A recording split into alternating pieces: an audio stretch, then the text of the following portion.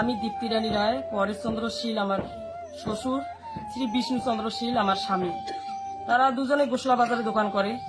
তো কালকে ভালো মানুষ ওরা দোকানে গেল, কিভাবে মানে কি যে হয়েছে সেটা তো আমরা জানি। তো আজকে আমার ননদ আছে, আমার ননদ আমাকে বলতেছে, বোন চলো ওদেরকে আমরা জেলে দেখতে যাব। আমি আমার ননদ সহ দেখতে গেলাম। দেখতে গিয়ে আমি জিজ্ঞাসা করলাম যে আসলে ঘটনাটা কি হয়েছে, কিসের থেকে এত কিছু হয়ে গেল। এখন আমার স্বামী আর আমার শ্বশুর বললো যে মা, কোনো কিছু না, সামান্য 10 টাকার কারণে আজকে এত কিছু। আমি ছেলেটার কাছে মানে আমার অর্জিত যেটা টাকা আমি সেটাই চাইছি, আর ও আমার অর্জিত টাকা আমাকে দিবে না, আর না দেওয়ার কারণে এত কিছু হলো। আমি 10 টাকা মানে ছাড়বো না, আর ওই আমাকে 10 টাকা দিবে না। আর না দেওয়ার পরে তখন আমাকে বললো যে আমি আপনাকে দেখে নেব। তো আমি আর কিছু বলতে চাই না, আমি শুধু দর্শকের কাছে একটাই অনুরোধ করে যাই, আমি আমার শ্বশুর আমার স্বামীর যে নির্যাতন, যে যে লাইলুটা আমার দোকানে হয়েছে, তার আমি সুষ্ঠু বিচার চাই।